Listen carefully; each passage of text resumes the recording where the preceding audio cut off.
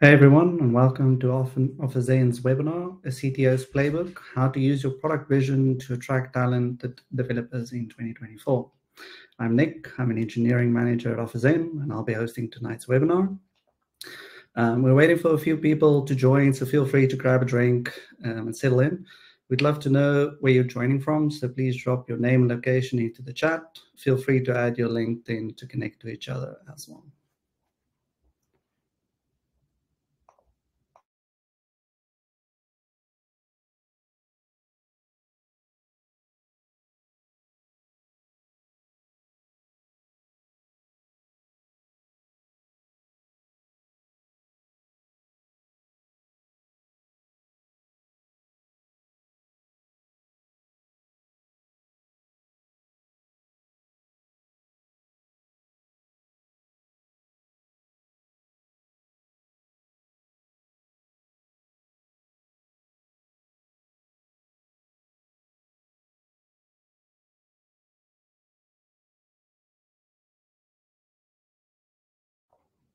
Hi to everyone from Joburg.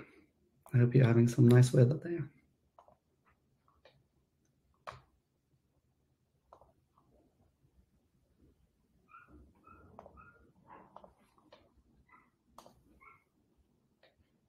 Okay, I think with that, we are ready to start. Welcome again, everyone that just joined. I'm Nick, and I'll be hosting tonight's event. A few words about OfferZen. OfferZen is a developer talent marketplace that was founded in Cape Town, South Africa in 2016. We've since expanded in what's called Middle Earth, which is the GMT +2 time zone spanning most of Africa and Europe. OfferZen's marketplace helps over 2,000 companies in Africa and Europe hire curated job-seeking software developers. Companies can directly reach out to skilled developers or get applications, upfront information about the preferred tech stack, salary, and previous roles of candidates, and make a hire in 30 days on average. We also have a strong focus on community, running events like this for the people and talent acquisition professionals like you. If you're hiring or would like to browse the developers currently live on OfferZen, simply hit the yes, I'd like to know more in the poll on screen, and we'll send you a link right after the webinar.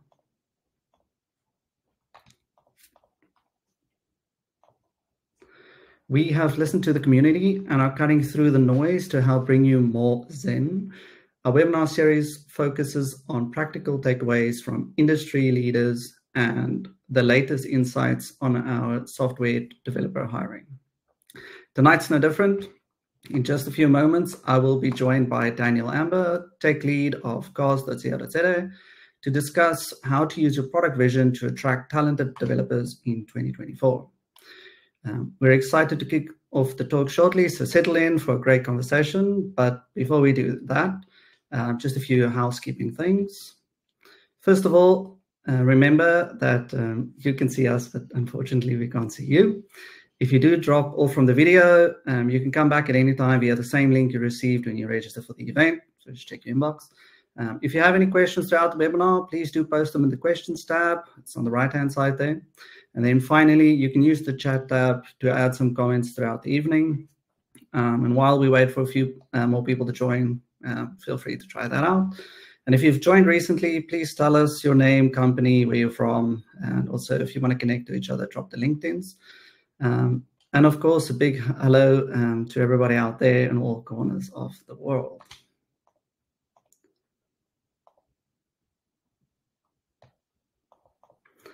Looks like we got some more people from Joburg. That's awesome to see. Where's everybody else from?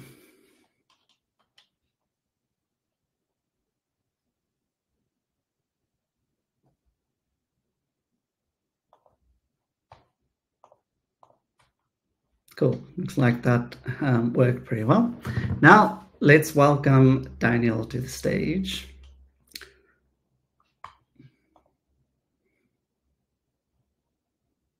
Guys, how's it, Nick?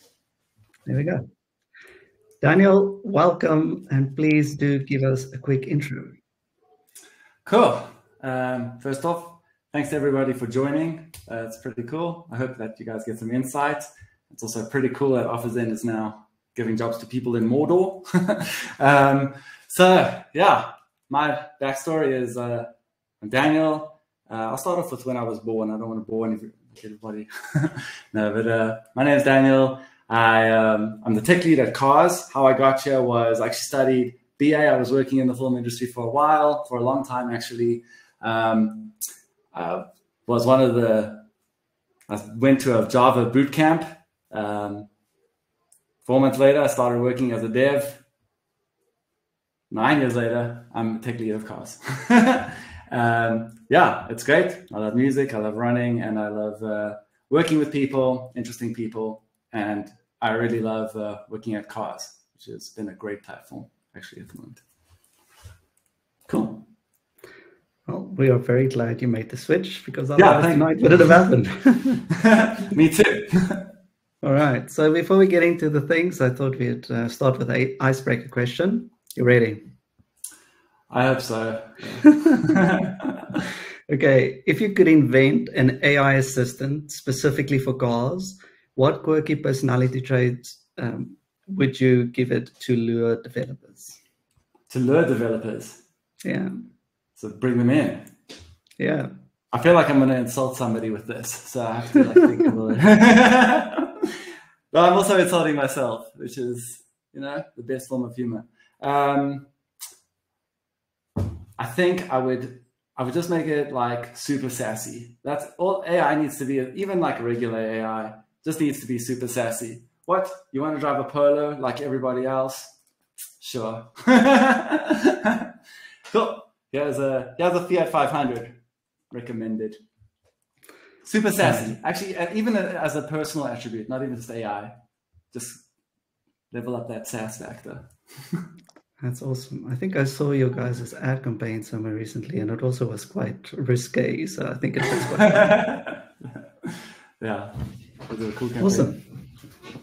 Okay, well, thanks for answering. It was what one. quirk would you give?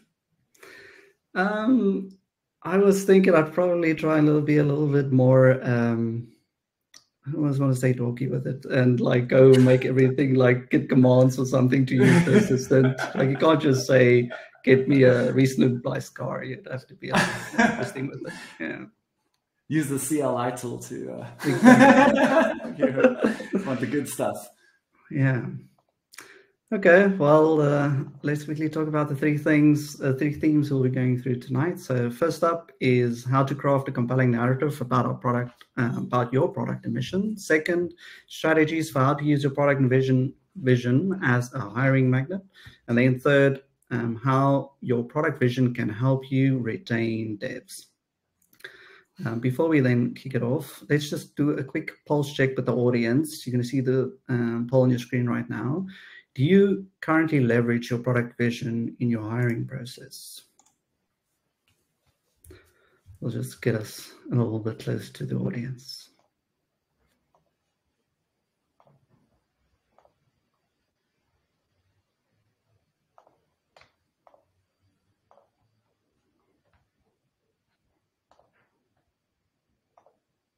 Cool, thank you. Cool.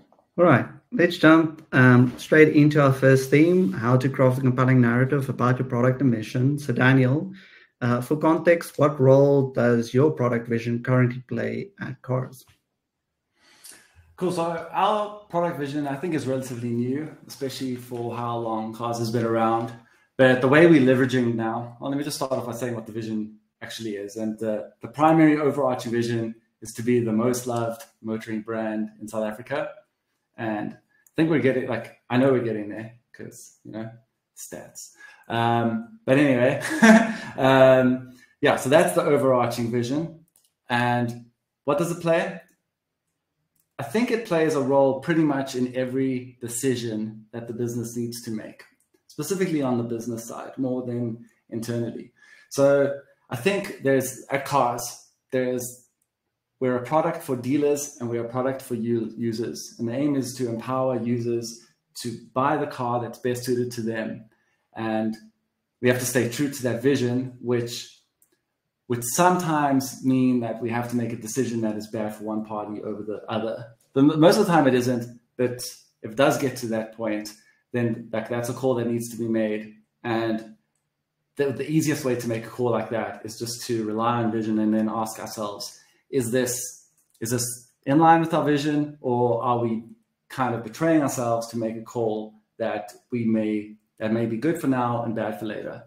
And I think, holding true to a vision, it's like kind of like a core, like a moralistic core that holds true. And at least like when a decision is made down the line, kind of like, like a dev, like ADR document or something, you can be like, oh, we had to do it because of that. Yeah. I think that's pretty interesting. I kind of think the same about like the values of the company values really definitely also helps in the conversation around making trade-offs depending on the customer that you're serving. So that's pretty cool. Yeah, and I think like I sort of OfferZen is very similar, where it's you're actually serving two customers, and without one you wouldn't have the other. So you have this give and take. Finding a good balance in the marketplace is why you need smart people, and we definitely do our best to go and find the smart people to help us in that endeavor as well, and I'm sure you guys do too. Definitely. So with that, has the current economic downturn played any role in how you've gone about achieving your product vision? So I think like the economic downturn like really hit hard during COVID, during those pandemic years, and it affected cars a lot because people couldn't even go test drive a car. And during that period is actually when the vision was formulated and was formed. Just before then, but it's we had to hold true to it then. So if anything, we're like more true to our vision because of the economic downturn. So we understand that people don't have as much money, or they can't. You don't want to put a low earner in a BMW, but at the same time, you don't want him to not have a car or him or her to not have a car. So we've created tools, like a car affordability tool was actually created. I think the we're on a bit of an upturn, but it was also created during that period where, okay, cool, I can put in how much money I'm earning, like what my expenses are, and I can see what car I can actually afford. And then coupled with that, we have like the Cars Awards, and we have great articles and great videos. All of these coupled together to, okay, this is a good user experience. This is like showing the user what's out there and enabling them to make a good purchase, understanding that purchase and what it means for their lifestyle. And I think we try to do that, to the best of our ability. At the same time as also our YouTube videos are geared to entertainment, but not only entertainment, also education. Same thing with our articles. And the site even has tools to show you like what you can afford, or like what the differences are between makes and models, and just help the user along their journey. And we understand that as much as for us, there was an economic shift, it's the same for everybody in the country. That's pretty cool. So you're saying it's basically lean harder into the vision, almost going like all in, and trying to create maximum value for the customer at the end of the day. Yeah, maximum value. And also there's a responsibility there. Like when you are, like a car could be a necessity, or it could be like a luxury item. And you want the person to know where they stand, Yeah. Helping them help themselves. Yeah. Okay. How have you approached creating a compelling story around your product and the problems you're solving that resonates with developers? So I think we've done it better internally. than we have externally. So when somebody joins, the vision is more apparent. And I think that's, I assume that's the case for most people. Like, I don't know the vision of most companies, to be honest. But like, I can show you my mouse pad. It's like the car's vision is here and the story of cars is here. And when you join as a developer, you can read like the spur mat. I don't know if you remember those old spur mats. I don't know why they did away with them. That was a poor decision. But you can see that what the vision is. And I think because our team is so small, and even in the vision, it's like it's always been the teams have been small and the operations have been small. There's this vision to be the most loved motoring brand, and you're part of a small team which is able to achieve that. So if you go into work every day and you know that I am playing like in this small company which has a large impact, like there's millions of people who go to the website, I'm having like a massive impact. It's really cool. It's not just like, and also the vision is not, to be honest, it's not like a pie in the sky, like a dream. It's like, it's something that we can make a reality, and you feel it in the space. Yeah, I think a lot of us can definitely testament to that. When people work towards something, they can see the impact and they're closely aligned with that, and it excites and motivates them that you're going to do fantastic things. So yeah, I think that's great. Yeah, I think if you mix autonomy with vision, and then you realize that you have hired smart people, like they're not there to destroy the foundation. They're there to build it up, and then with good collaboration, you can really like foster a great working environment is one thing, but you can actually like foster a really good product. Awesome. So what role does the engineering team play in shaping and adjusting your product vision? So I think I'm going to say that the tech team, not the engineering team. It's kind of like, and this will encompass developers plus data plus product plus design, because that's how we frame it. And that's how we work. And I think, I don't know, does Office Design work the same way? I know that you have cross-functional. I assume you have cross-functional teams. I think. Yeah, we got cross-functional teams. So for us, it would also be the engineers, designers, product managers all together. Yeah. Yeah. So I think when everyone is working, because you're working, you actually like sometimes you're working quite isolated. That we'll have the frequent stand-ups, and then the stand-ups will turn into conversations, and then the conversations will help shift, like very dynamically shift products. like you'll be working on something and it could change like in 15 minutes, but it would be like definitely for the better, and also by people who really understand the product and at the same time understand the vision.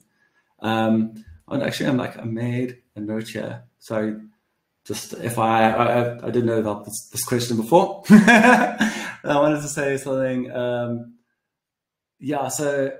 I just thought, like, I think I made a note that the tech has like really been paired with product. So a developer can really make an idea, see it through to the end. And I think that's the power of a developer, especially at cars, which is really exciting. So again, it's like I said before, it's like you give someone that autonomy, and then they get to work on the code base, and they get to like show it.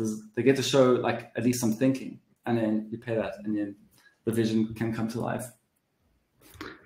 Yeah, I think a lot of us also find that as well. From our side, we recently launched a new product, Office Apply.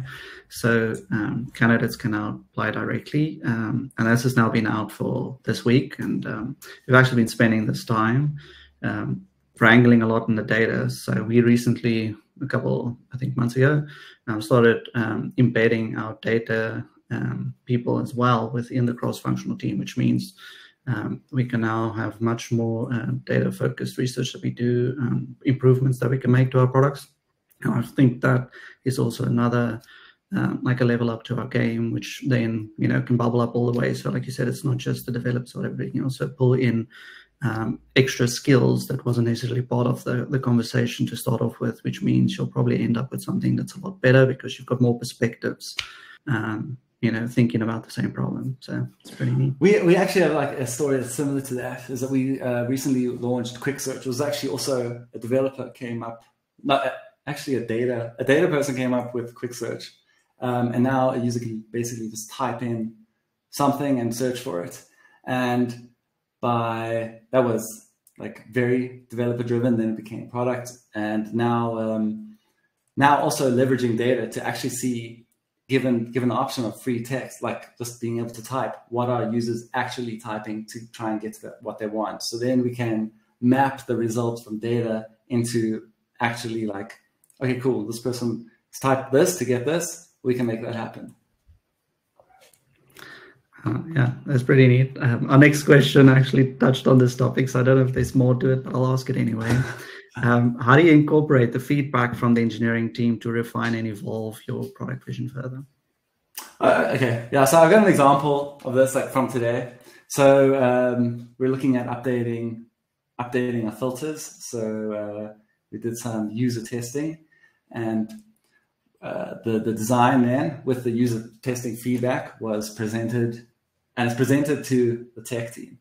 And I think like that's like a massive thing at cars. So at the end of the day, the tech team will say, okay, this is feasible. We prefer this over this.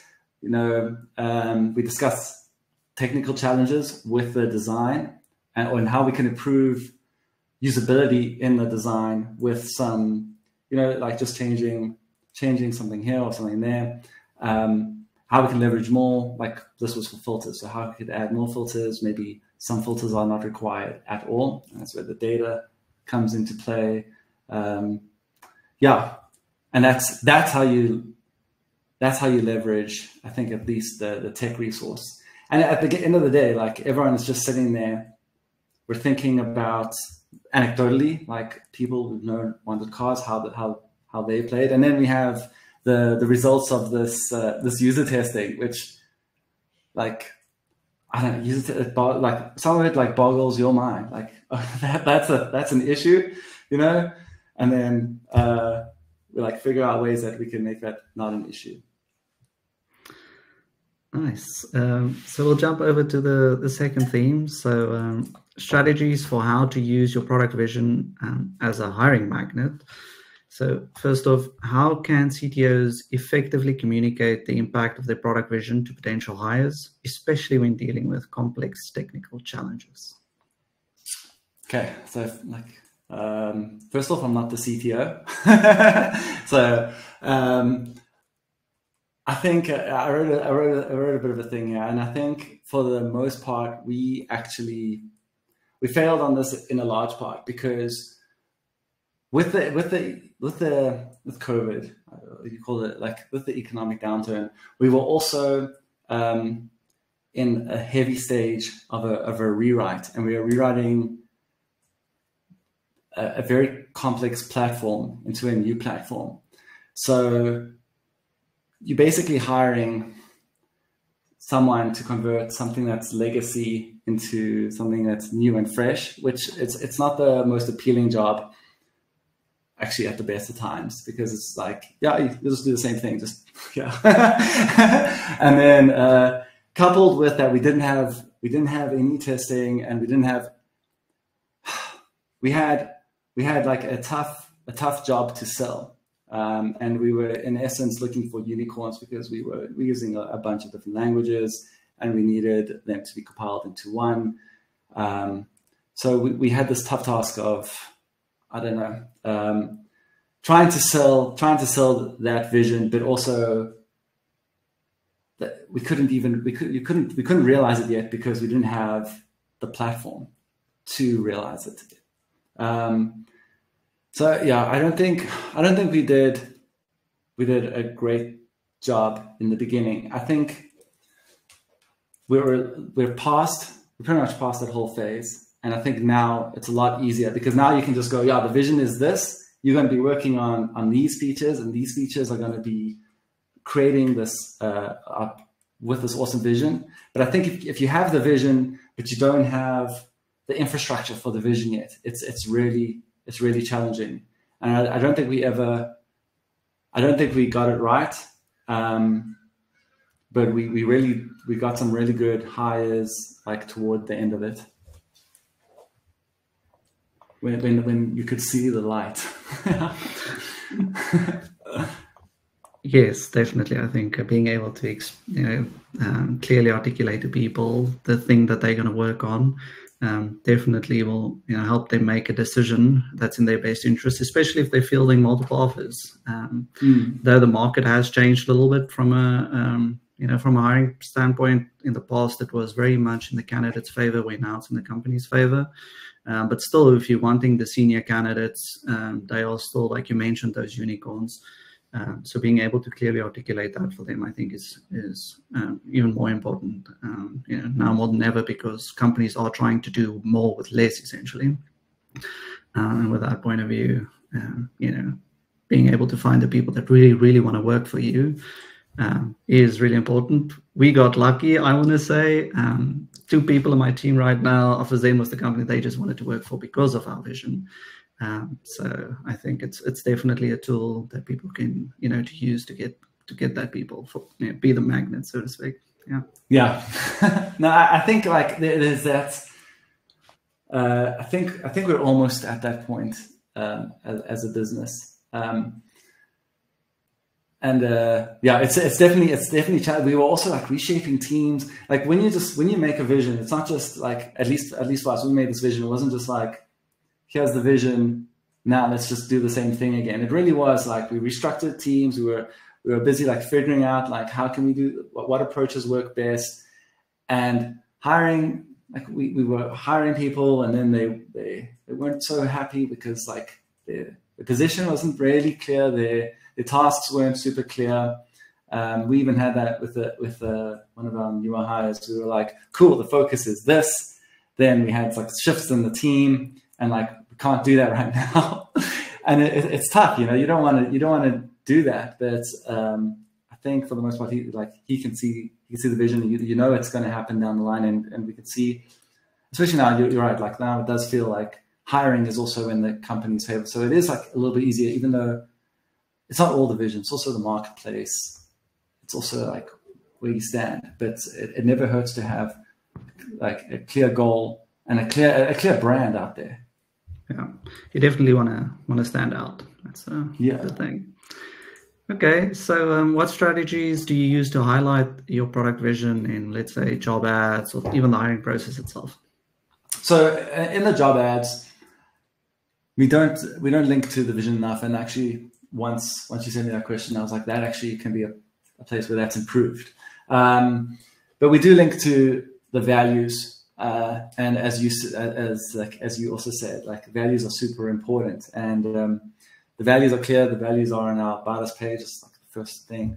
And if you resonate with those values, because that's another thing. Like Cars does hold true to the values. Like we do community work, and I think once we had a hire and was like super upset with the community work that he did. So there's like those kind of issues, but like we do it, it's part of it's part of what we value. And I think that link helps in terms of, but I think it can be portrayed better. I think that the story itself might help. But also with hiring, it's like, kind of also just need, you have the specs, you have the languages you need to know. It's just like, it's this weird thing, like, here are the languages you need to know, here are our values, here's a story. It's just like, I think to do that concisely is actually quite difficult. So the way we do it better than from the ad is maybe the way we do the hiring process, which is somebody comes in, we like look at their CV, and then we have somebody from HR actually speak to the person and make sure that culturally that we're on the same page. So like you won't have to do a tech assessment or anything like that unless we know, like, until we know that, okay, like we should be a good fit. Then we can carry on to the next phase. Yeah, nice. That's So it overlaps quite a bit with what we do as well.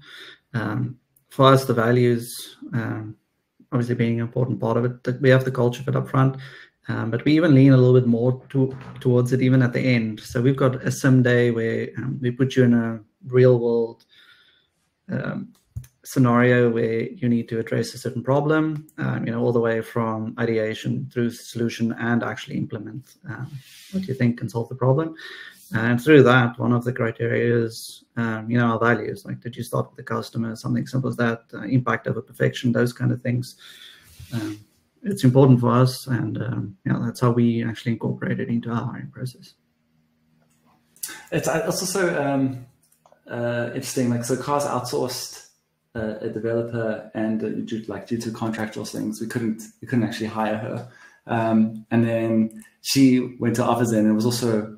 It's like, this is like a company that I really want to work for, and I think it's because you do so much for the developer community, and it's also like it's like a nice UI. There's a nice UI, and I think it's more, especially for developers, like AlphaZem is a household name. Yeah, definitely.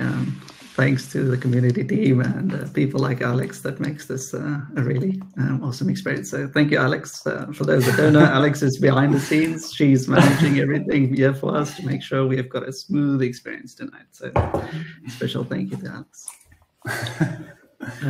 Okay, so can you share some examples of how strong product vision has contributed to attracting high quality dev talent? So, while we do have really high quality dev talent, I think we can still we haven't hit our full stride with our vision and the talent. Like, ideally, what you want to achieve is everyone just pouring in, and then you have your pick. Like, cool. Like, we want to just go to the list and then like get some of the best. So I think where we really are strong is we have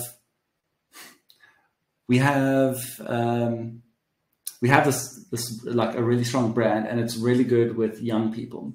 So what we have found recently is like we can hire like very strong devs who are young, and they're aware of the brand. But like in the first case, you actually need, when we're shifting from legacy, you need somebody who's a bit older, is used to working with all the technologies, and that would have helped them. And that's not really a requirement now.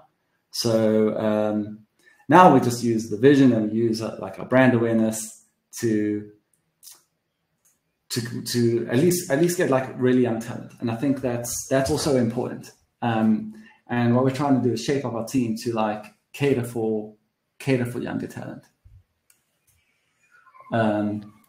Yeah. Oh. Okay, so we'll move on to the third theme. How your product vision can help you retain devs. Obviously, in today's times, retention is really, really important. So yeah, how can a well-defined product vision streamline the onboarding process for the new developers? Our onboarding process is also relatively new, but I think it's really cool. We have this platform where you go on and you watch these videos, and then you answer questions about what you've seen in the videos, and then you become familiar with the product and with the team. And I think that's really awesome. And that was also implemented in just getting people up to speed with the product as quickly as possible.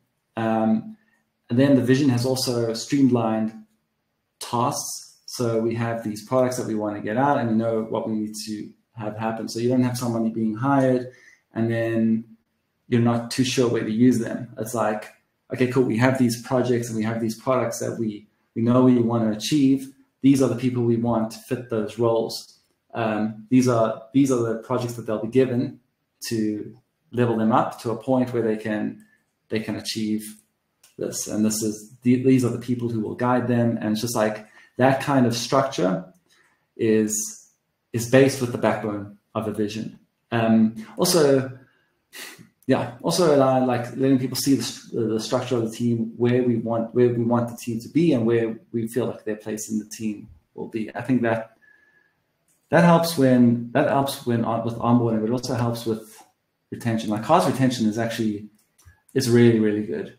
And I think because once you're in, you understand what the vision is, you understand your part in the vision, and you understand that like you can be like an extremely effective player in that.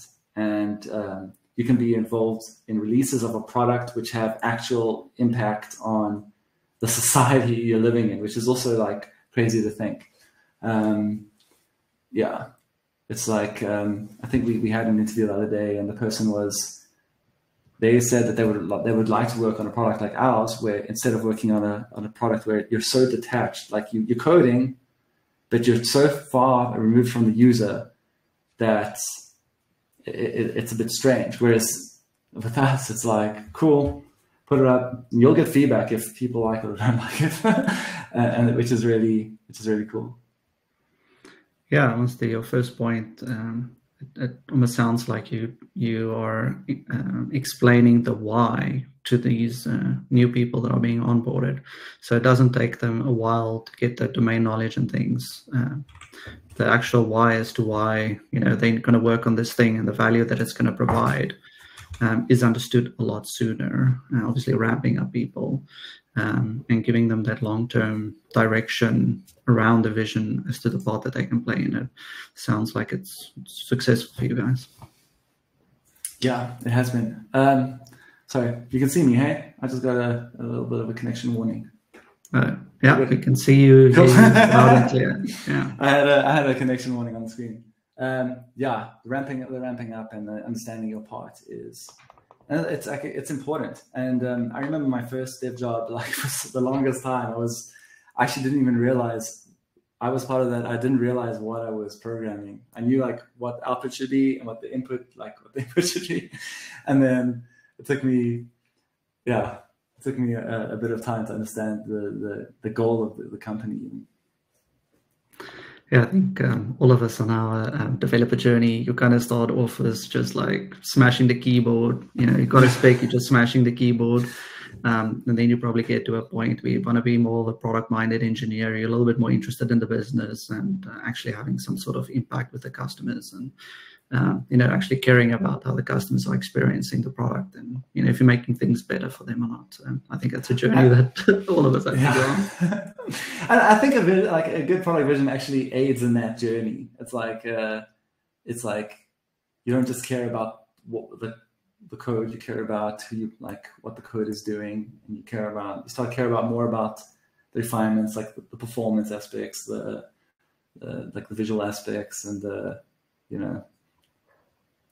Yeah, that's definitely true. We've seen that even in our teams as well.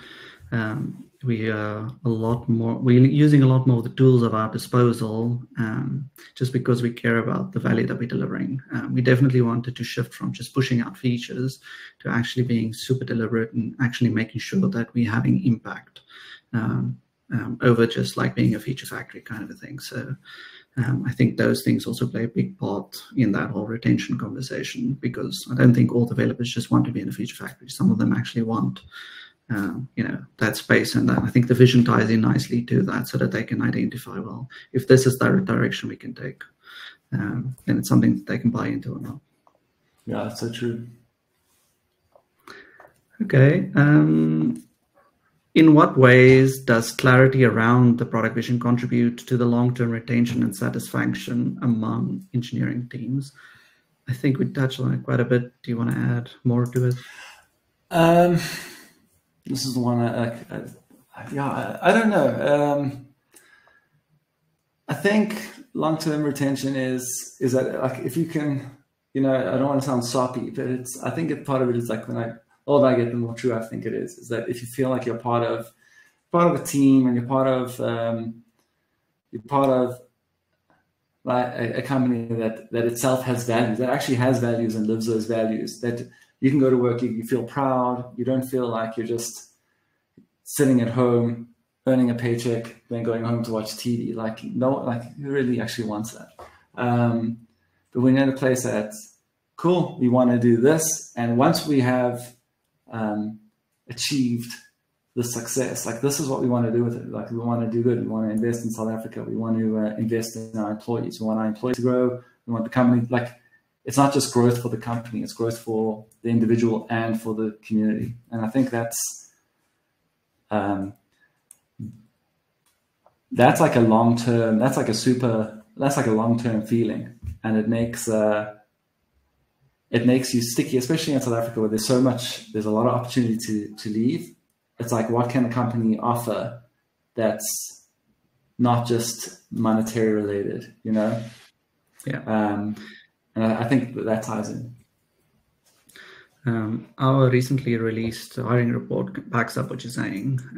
They've outlined like the top reasons why someone would leave their job, and the typical things are there, you know, wanting more money or maybe more management, that kind of a thing. But we also outline the reasons why people want to stay, and the product or the company vision rather is right in there at number 10. So it's definitely one of those differentiating factors that you can use. You know, a good working environment always aids that. Stretching your talent, you know, not stretching the person to work long hours, but actually stretching their ability or what they think they can even achieve to get more from themselves. You know, all of those things, I think, really help in a world where things might be a little constrained on the financial side. Like, if you're not going to be able to offer the massive increases, then maybe, you know, looking at the growth areas and how those things overlap with the company vision to make sure that there's strong alignment on what, you know, the individuals need, so we can provide that to them, plus where the company wants to go and where those two intersect. Yeah, that's a good point. Also, on that, you touched, like, management was a big piece of, like, people, I think, why they would stay or why they would leave. I can't remember the way the question was phrased, but like that's again, it's like cars grew like really quickly, and you have people who weren't managers, not meant to be managers, and then they're put in manager positions. Recently, cars went on, like, gave those people like a year-long managerial course, and gave just employees the chance to join a course like that. And then also just like helps people understand, okay, this is how we're going to do things. This is why we're doing things. Helps realize the vision. I think our new managing director, Marcy, he also distributed the book Thinking Big. I think it's called Thinking Big. I can't remember the exact part of it. I think it's Thinking Big. So, and then everyone's on the same page of, like, these are the ideas that we're trying to, like, buy into, and this is kind of, you know, if you have questions about anything, like, you want to know something, he has like reference material to, like, how and why we're thinking like we're thinking. Yeah, the magic of thinking big. I got it. Yeah. It's really nice to hear that company are investing in their people, so that you know, that investment can then get multiplied, because those managers could be the multipliers to the teams. And like on that, where, you know, senior engineers are promoted into management roles, like if you haven't read The Manager's Path, or people that are kind of thinking about that step, definitely recommend reading that to make sure you know what you know, getting yourself into before you accept that promotion to the manager role. Yeah, there was another, I think maybe it wasn't Manager's Path. There was another book I read, which was like also this dual ladder approach, and like what one involves of the other, and a good transition. I wish I could remember the name. I'm sure you'll remember it, and Alex can share it with the audience afterwards. I'm keeping an eye on the time. We got one more question, and then we can go to the Q&A. So this will be our last one. Do you have any advice for integrating the product vision into performance reviews and career progression plans to help retain developers? Into performance reviews, I don't, like we spoke previously, you said you guys had the values as a KPI. Personally, I don't know how much we actually do integrate there is some cultural initiative stuff within the KPIs, within the performance reviews, but I don't think we're too heavily invested between our vision and the performance reviews. And maybe that's a good thing, maybe that's a bad thing. I don't know, to be honest. But it is in the career progression plans, and that is like I said, the structure of the team where we want it to be, and people's place in the team, and the path that we're getting to get there, and like letting people know that we are following these steps, and this is where we want to be, and this is where we want you to be, and then we could just keep constant alignment over there. Awesome.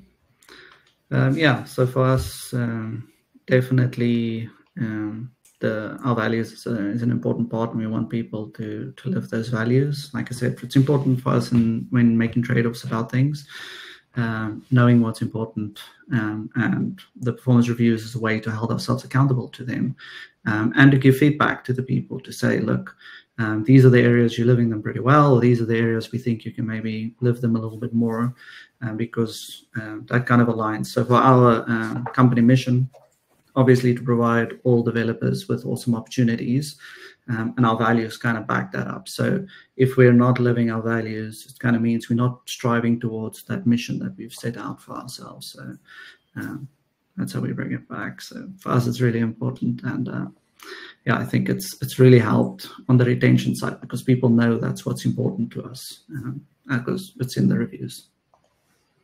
Yeah, and the people who stick around are the people who are the ones who want to be there, the people that it's like you've realized like working together is what you want. Yeah, cool. So thank you. Let's go into the Q&A section. So the first one I'm seeing here.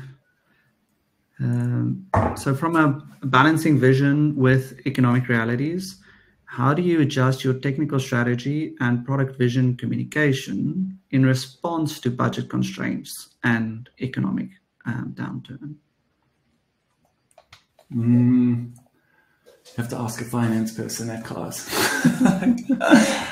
I'm not too involved with the budget, but there is always budget set aside for upskilling, and there's budget set aside for the teams, and it's like Cars is a business which is doing well. So we have, even though I think the budget does become limited, it's like you have to prioritize, I suppose. It's like, is this item or course or whatever going to progress the team and going to progress the product where we want it to go? And if it doesn't, then like you rethink about it. But for the most part, I think I personally have never felt like budget constraints at Cars have affected the vision. Yeah. So I think, yeah. I don't know if I answered that well at all. Definitely. Yeah, I think we might not have the best answers, but we can definitely give our opinions. And yeah, so the same for us, based on experiences. The economic downturn for us, didn't change the vision or our mission for that matter all that much. But what it definitely did do is around that prioritization. So when we're talking about communication, in response to what's our technical strategy and all of those things, it was just, one of our values defaulting to open was to tell everybody this is what it is. And it just means we're prioritizing on these things, and then these things will be deprioritized until they seem a little bit more feasible to do. So I think that's, defaulting to open is always a great idea, rather than, not telling people what's happening and things. So, yeah. Cars has, like we did last year, we had a strategy breakaway where the whole team, the vision was communicated, and the next 3-year plan was communicated to the whole team, and we stayed overnight, and then everyone got a chance to speak, reflect concerns, like see if they could do it, like how we would get there. It was that was all in the open. And one thing we also did was with communication was everybody is on using Slack as a platform, and there's constant business updates provided with every month with what's happening, where we're going, like what we did and where we're going.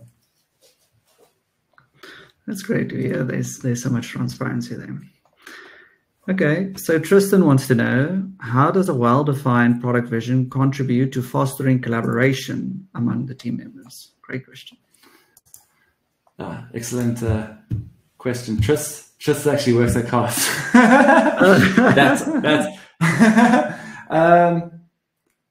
I suppose what we did today with Tristan was in that meeting also, where we know the outcome of what we're making. We know what we want the outcome to be.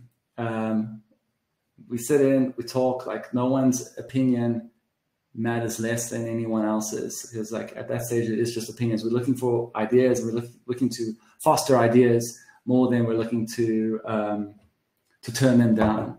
Like, okay, cool, like this is not, like you could say like this aspect is not feasible for some reason. If you're newer to the team and you don't know, it's not feasible for this reason, and then maybe that person can think of something else because they're new to the team, but they know what the outcome is. Okay, we can't do that. But when I was using your platform, I thought I could do something like this. Is that possible? And then you're like, okay, well, I guess that would make sense that someone wants to do that. And I think that's where communication comes into play. You can't have the same 5 people talking in a room and expect like a different thing every time. You have to bring in new people, and you have to say like, this is what we want to achieve. They'll be like, okay, cool. Why can't we do this? Or let's try and do this. Nice. I think it lends itself quite nicely into like the previous comment around, if people understand the why and they're speaking with one voice, like they are, if everybody's on the same page, then people will work well together. Yeah, that's what I think. That's in essence what a vision is: just putting people on the same page, so that there's like some direction to a conversation. Yeah, and then you have to have those conversations. Yeah, so I think we'll do one more question from Owen. Owen asks, what would you have learned earlier to make you adjust the role easier? What would you have learned earlier to make your adjustment to the role easier? Yeah, first of all, I just want to say I love all your movies. And second, I want to say I think what I didn't know as a manager is how to communicate effectively. And I don't know if I could have learned it earlier, if I just had to experience more of it to learn how to do it better. But definitely there's no harm in sometimes you've had experience in something and you just know one way of doing something is better than someone else. And you have to like, don't try and fail at this. We're doing it this way. If you don't like it, you have to sort that out. But then there's the other flip side to that, which is you have to also know what you don't know and be open to ideas and progressions in areas where you aren't doing as best you can. So I think it's just directing the energy of the team in where it needs to go. Not over like, don't sweat over fluff. Like, for instance, like the task management and the communication channels, and like if they're set up in a business and somebody wants to change them, like rather don't change those. Try and work on the product and try and update the product, because it's like you're one of many now, and if the majority will rule in that situation. So just taking into consideration where you are, what you've done well, and realizing that, and realizing where you could be better. And just because you have experience doesn't mean that you've had experience in all domains. Yeah, I like that. Like a low ego approach. Yeah, accept that you're going to fail, but at least fail forwards, and put in the work, because it's nothing is easy. And the more you put in the work, the goodness will come. Yeah. Awesome. So with that, it's time to wrap up our event. Just to everyone, April is action-packed with a few epic events lined up. So if you'd want to join one of those events, just select which one's in the poll. And then we'll be launching something epic soon, so please be on the lookout. That sounds intriguing. We have covered a lot of ground this evening, so special thank you to you, Daniel. Really appreciate this. I've had a lot of fun talking to you. And thanks to everyone for joining tonight. Cool, yeah. Thank you also. Like I said, thanks for inviting me. Awesome. Bye-bye, everyone.